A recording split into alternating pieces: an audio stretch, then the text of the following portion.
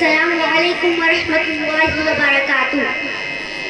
الحمد للہ وکفى وسلام علی عباده الذین اصطفى. اما بعد فاعوذ باللہ من الشیطان الرجیم. بسم اللہ الرحمن الرحیم. قال اللہ تعالی وقل للمؤمنات يغضضن من أبصارهن ويحفظن فروجهن ولا يبدين زينتهن إلا ما ظهر منها وليضربن بخمرهن على جيوبهن. صدق اللہ العظیم. قابل احترام صدر الجلسہ اور پیاری ماں اور بہنوں، آج کی اس مبارک اور پررونق محفل میں مسلم خواتین کے اندر تیزی سے پھیلتے ایک مرض کی طرف توجہ دلانا چاہتی ہوں. یہ مرض بڑا متعدی اور مہلک ہے. اگر اس مرض کا علاج نہ کیا گیا تو مجھے خوف ہے کہ یہ مرض پوری مسلم قوم کو اپنے لپیٹے میں لے لے گا اور مسلمانوں کا جڑ سے خاتمہ کر دے گا. ایک خطرناک مہلک مرض فیشن پرستی ہے. اس وبائی مرض نے پوری مسلم معاشرے کا خاتمہ کر دیا ہے.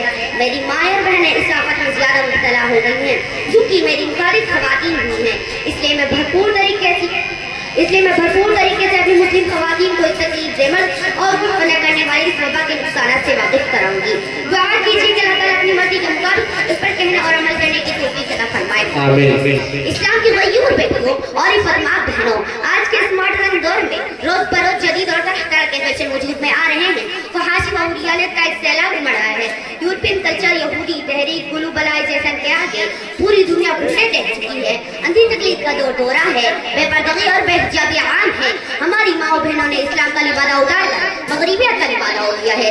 آج ان کو اسلام کی بیٹی کہلوانے کے بجائے مغرب کی بیٹی کہلوانا زیادہ پسند ہے. فیشن اور مغرب میں سے وابستگی کا یہ عالم ہے کہ اسلام کے احکامات کو پوری طور پر نظر انداز کر چکی ہیں. سن پرستی کی بیماری نے مسلم خواتین کو روح سے خالی کر دیا ہے. مصنوعی بیماری نے ان کے صالح جذبات کو سرد کر دیا ہے. آج میری وہ مائیں اور بہنیں جو مغرب زدہ یا فیشن زدہ ہیں، وہ اپنے آپ کو بنانے اور سنوارنے میں شوہر اور مردوں کی گاڑی کمائی مصیبانہ طور پر خرچ کر رہی ہیں. وہ اپنی قیمتی اوقات کا بیشتر حصہ آئینے کے سامنے گزار دیتی ہیں. ایسی عورتوں کی نگاہ میں پورے خاندانی خاندی ضروریات ایک بے معنی چیز ہے. شوہر اور والدین کی خدمت ایک بے معنی حقیقت ہے. بچوں کے اخلاق کی ان کے تربیت کی کوئی معنی نہیں. خدیجہ اور عائشہ کی غیرت مند بیٹیوں، کیا فیشن پرستی اور بے حجابی ہمارے خدا کو پسند ہے؟ کہ نئے نئے فیشنوں کا مظاہرہ ہمارے نبی کو پسند تھا؟ کیا تموجود لباس نبی کے اصحاب کو پسند تھا؟ کیا عورتوں کو مردوں کی رشک قرآن کے مطابق ہے؟ کیا مردانہ لباس عورتوں کے لیے حدیث کے مطابق ہے؟ معزز یہ ساری چیزیں خدا رسول قرآن کی مشاع کے خلاف ہے. حدیث شریف میں اس عورتوں پر لعنت آئی ہے جو مردوں کا لباس پہنتی ہیں اور اس عورت کے دل میں رائج کی چاٹ پیدا نہیں ہوتی. سچوں کے سچے الصادق والمصدق پیغمبر آخر الزمان حضرت محمد مصطفیٰ صلی اللہ علیہ وسلم نے فرمایا، لعنت ہے اس شخص پر جو عورتوں کے لباس پہنے اور لعنت ہے اس عورت پر جو مردوں کا لباس سے بدن کرے.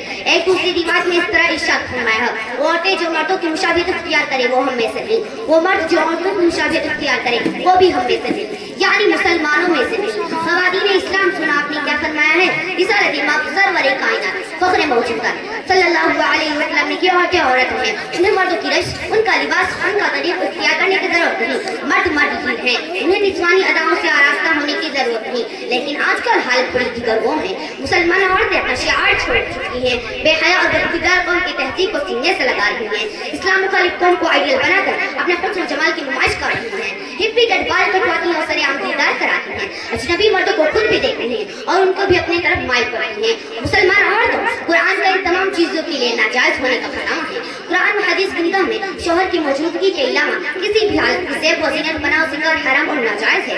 اللہ تبارک و تعالیٰ کا ارشاد ہے، وَلَا يُبْدِينَ زِينَتَهُنَّ إِلَّا مَا ظَهَرَ مِنْهَا. عورت اپنی زینت کے موقع ظاہر نہ کرے مگر جو موقع عام طور پر کھلا رہتا ہے. کسی کے ہر وقت چھپانے میں حرج ہے، اس کو ظاہر کرنے میں کوئی قباحت نہیں. اسی آیت میں یہ بھی ارشاد فرمایا ہے، وَلَا يَضْرِبْنَ بِأَرْجُلِهِنَّ لِيُعْلَمَ مَا يُخْفِينَ مِنْ زِينَتِهِنَّ. عورتیں اپنے پاؤں زور سے نہ رکھیں، اسے مفید اور معلوم ہو جائے گا. میری ماں اور بہنیں، اس تفسیر سے یہ بات اچھی طرح معلوم ہو گئی کہ زیب و زینت بناؤ صرف شوہر کے سامنے اجازت ہے. فیشن پر لوگوں پر خدا کی لعنت ہے، رسول کی لعنت ہے، جنت سے دوری اور جہنم سے قربت ہے. کامیابی صرف اور صرف مکمل دور اسلام سے وابستہ ہونے میں ہے. اللہ تعالیٰ ہم سب کو عمل کرنے کی توفیق عطا فرمائے. آمین. وآخر دعوانا الحمدللہ رب العالمین. السلام علیکم ورحمۃ اللہ وبرکاتہ. ماشاء اللہ، یہ بچی ابھی آپ لوگوں کے سامنے پردہ کے اوپر بہت ہی خوبصورت انداز میں تقریب پیش کر رہے تھے. آج کا جو ماڈرن زمانہ ہے اس پر روشنی ڈال رہے تھے. جنت الخدیجہ اور اپنا انعام لے جائیں. 120 रुपए इनाम आया है। बहुत ही खूबसूरत अंदाज में पर्दा की चारों कोनों से वफा की बू निकलती है।